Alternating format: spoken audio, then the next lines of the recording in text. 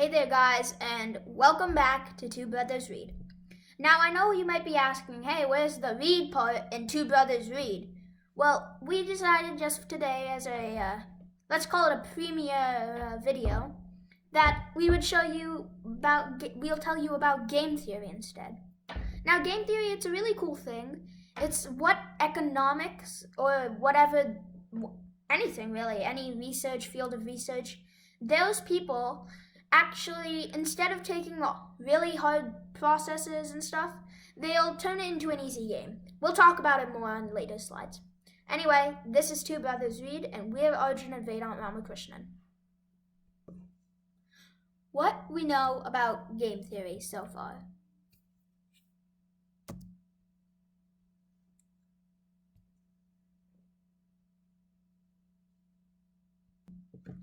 Game theory. This is a very unique way of thinking, and it can be used in many different fields, so it's very diverse. It can be used in, let's just say, economics, biology, medical research, science, business, tons of stuff. The prisoner's dilemma. This is a common example of game theory. Slide 8 has way more on this, and it explains what it is and how game theorists really use it. So there are two main types of game theory, and they are cooperative and non-cooperative. So cooperative games are when you work together as a group of people, a team, or what the term is for it in game theory is a coalition. So working together as a coalition. You have to have a common goal, and you need to do this as a team, which is the most important part of cooperative game theory. And for an example of cooperative, we can do escape rooms.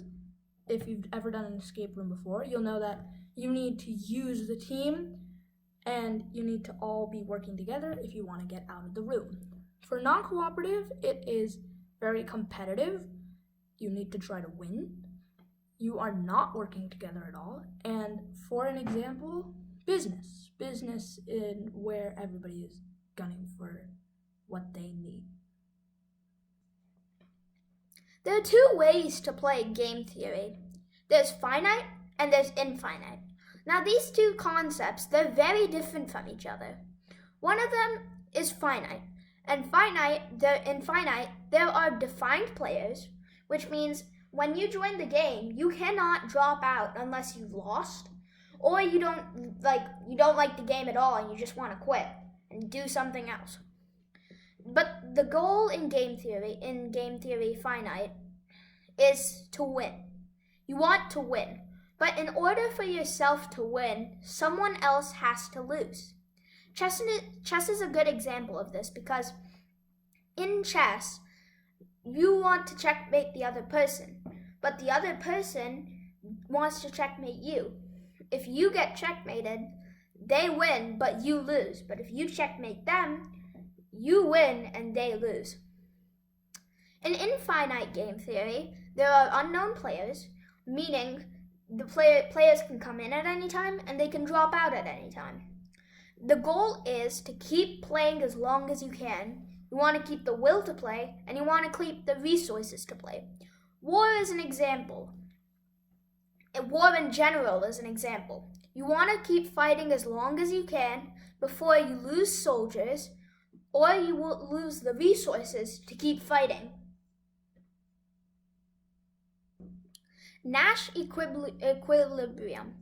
This is an example of non-cooperative or competitive game theory, and it's basically making a decision that's best for you no matter what your opponent decides to do.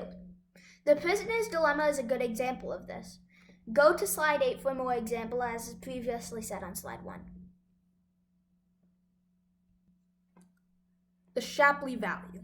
So the Shapley value is basically just Nash equilibrium, except Nash equilibrium is in competitive games or non-cooperative games. And the Shapley value is in cooperative, like together games, where you are as a team. It is when everyone gets what they deserve. It is when you take your marginal contribution to the team, average with your original work. And if you want to know what your marginal contribution is, it is basically your contribution to the team. So let's say a group of people makes 100 items on one day, but then one day you're sick and they only make 80 items.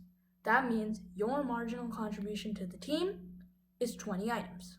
For more on the marginal contribution and Shapley value, you can go to YouTube, and it is basically a great video on the Shapley value, non-cooperative game theory.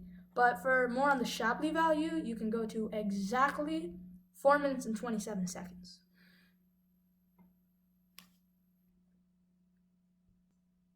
One example of game theory. The Prisoner's Dilemma, an example of game theory. This is a fictional but great example of game theory when you want to use it. The example. Police catch 2 drug dealers and they each get 2 years in prison. But the DA, district attorney, thinks they did something worse. He thinks they did the murder committed last week, so he needs evidence. He says, if you rat out your partner and he doesn't rat you out, you can go, but he'll stay for 10 years. The same backward applies to you. If you both rat each other out, however, you'll get 3 years. But if you both stay silent, you'll both get your allotted 2 years.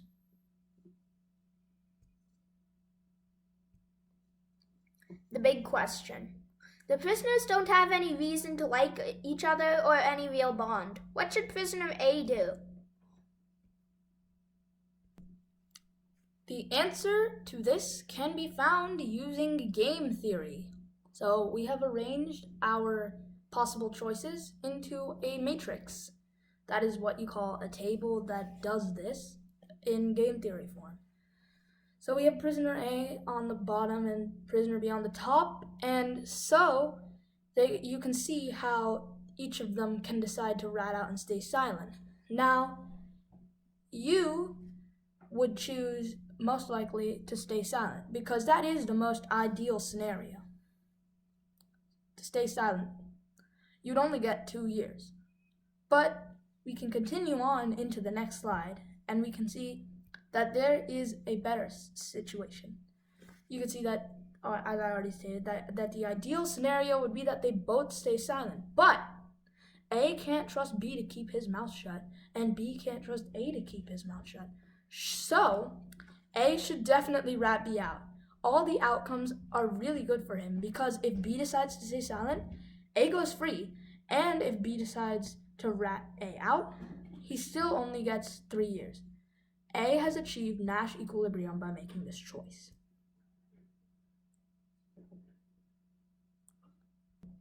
A second example of game theory. The Advertiser, another example of game theory. This is a more realistic example of when you can use game theory. The example. 2 soda pop companies. There's Red Pop and there's Blue Pop.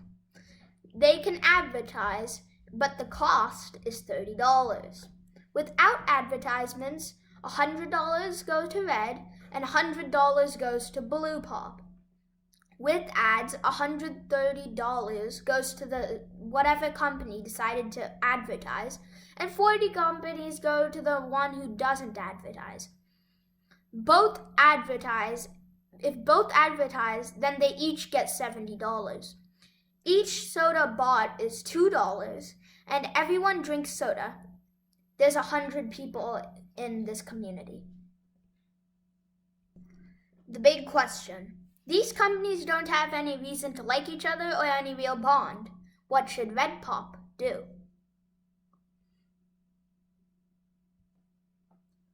Once again, our answer can be found using game theory.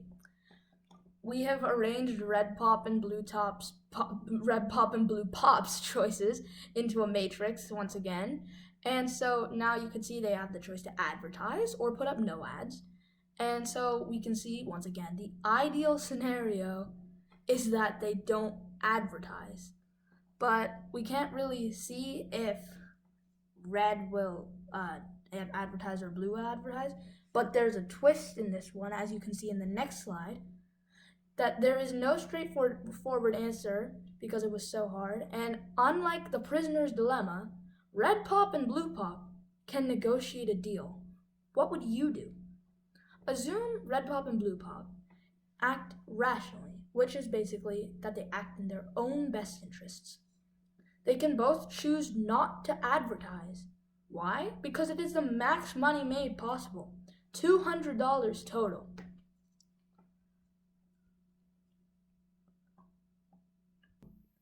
This has been Two Brothers Read Game Theory. Hope you guys learned something new. We tried to do something new for you. And Two Brothers Read, give Game Theory a 2 thumbs up. Hey guys, hope you loved the video. And if you did, don't forget to like, share, and subscribe all the way down below. And if you want to see more, we aren't called Two Brothers Read for no reason. We also have reading videos where we review books. So don't forget to click that channel button. There's a big one with a T. You should probably click that because we got more videos for you. Signing off.